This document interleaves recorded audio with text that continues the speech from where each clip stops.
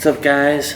Tristan here with another video, Cigars with Tristan.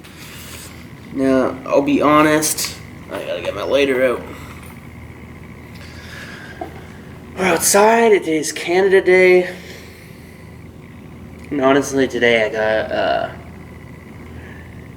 pretty upset. It kind of stems into what I want to talk about, and I thought sharing my thoughts would be a little bit cooler of a video to talk about.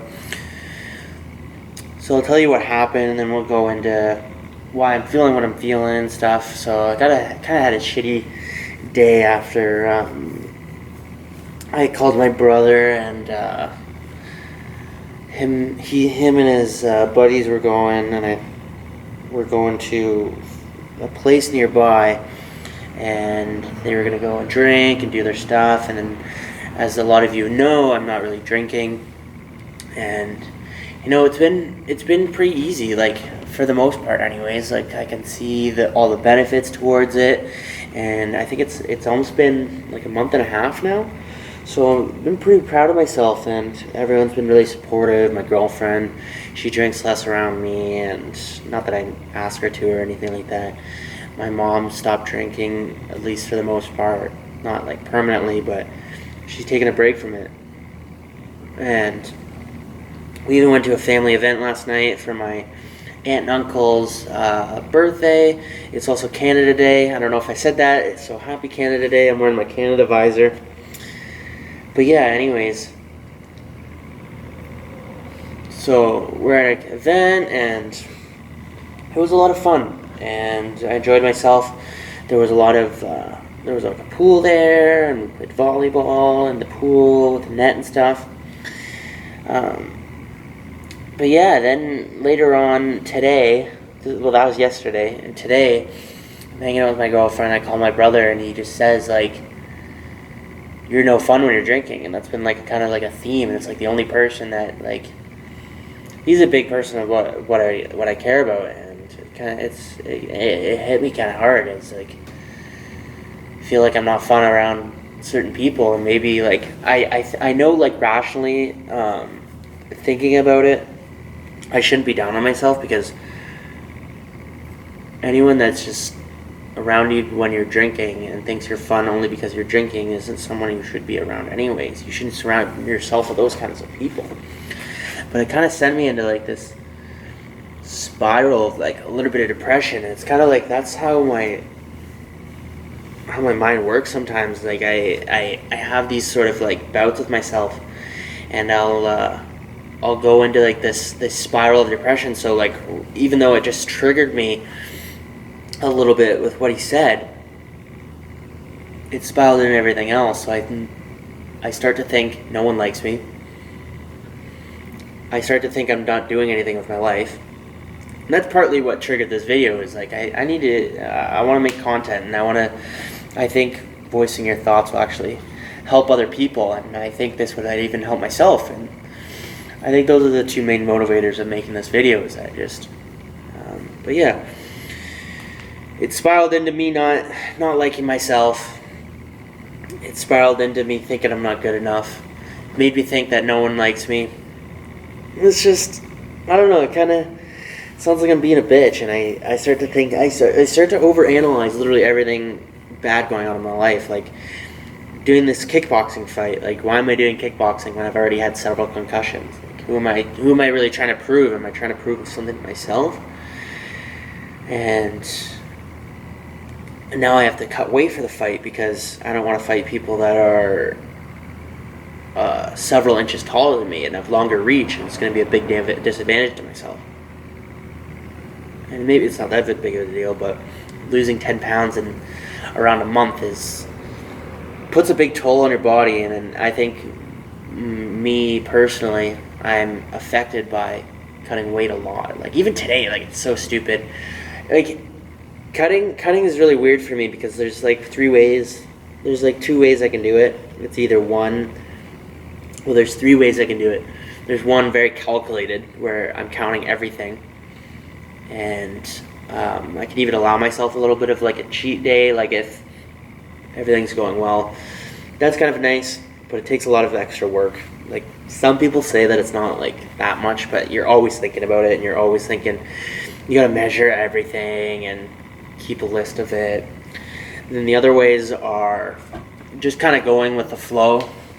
Like before this, I was kind of cutting, but it was like I wasn't thinking about it, which is like my favorite way of losing weight and fat is not even thinking about it. And I go like several hours in the morning without even eating, and then I'll have like a meal, like usually chicken and rice, and then a smoothie. Just like that's what my go-tos, and I don't even think about it. But now that I have like this goal of like 10 pounds to cut, it messes with my mind like crazy.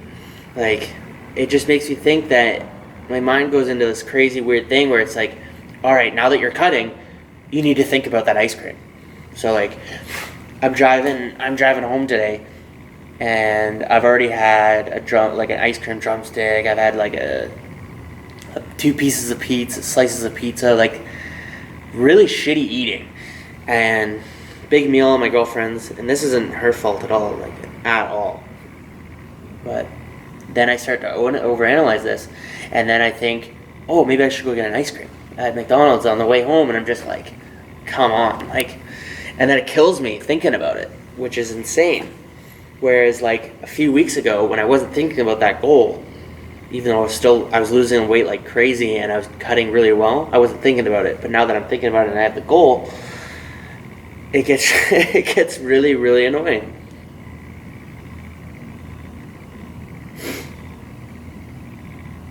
And I think that's a big problem with a lot of people cutting weight is, like even just a lot bigger people, is like once they have the goal of it, they think about it way more. And even though they need to break those bad habits, and it's like, once they break those bad habits, it'll be a lot easier. But it's breaking those original habits that's like the hardest. And I guess I can kind of see how it would be very difficult in the midst of like a busy life. Like the last thing you want to do is go for a run, and the first thing you want to do is go and get some food that's going to make you feel good because you just worked all day, or you dealt with some asshole at work, or whatever that's something annoying. Like you had a hard day at work, maybe you're outside in the fucking mud, like you don't know, and sometimes that's kind of hard. And someone's walking by. I always do these videos at night. I want people to not too comfortable in the camera in public yet. I'm not like one of those vloggers that walks around with their camera like, hello world, like, what's up? But anyways, back to like the depression thing. Is like I spiral into thinking about all this like really negative shit when I should just be that positive kid that's like that. And honestly, like this is making me feel a little bit better. Maybe it's just the cigar, but and doing something a little bit productive. At least I'd like to think this is productive. Hopefully it's helping someone know that someone else is going through the same thing that they're going through. Like I like to think that I have a really good life. I have a good job, really, really supporting family, supporting girlfriend. Couldn't imagine someone worse off than me with what I'm going through. It's like sometimes, and even if it's like a short day of me being depressed like this, it's like it's agony during it, and it's just my mind attacking itself.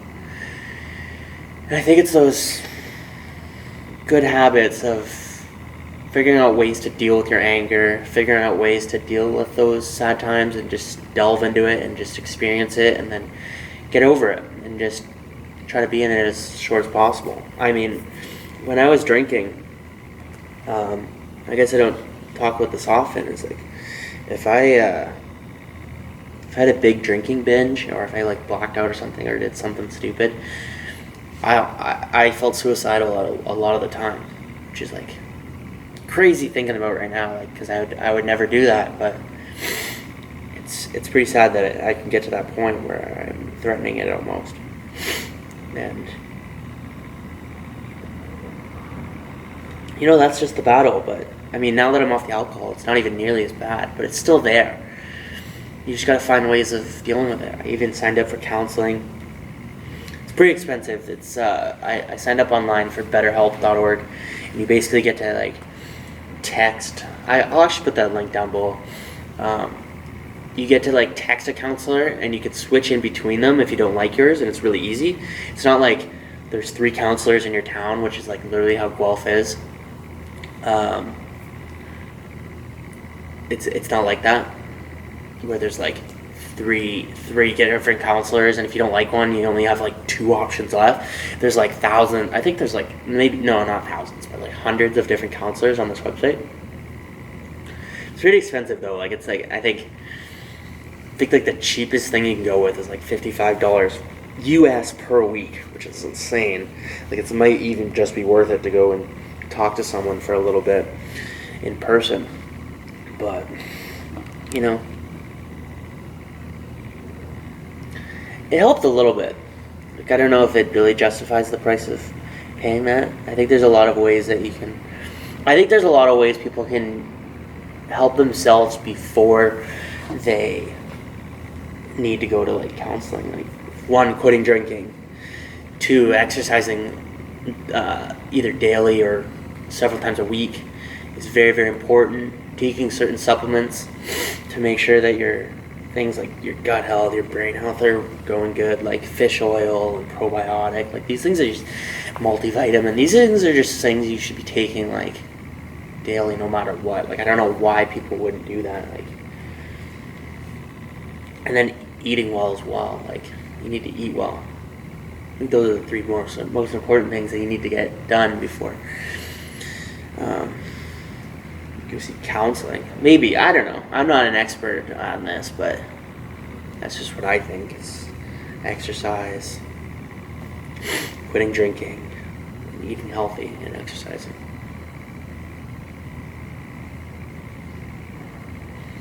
So yeah, I got my 1-month chip.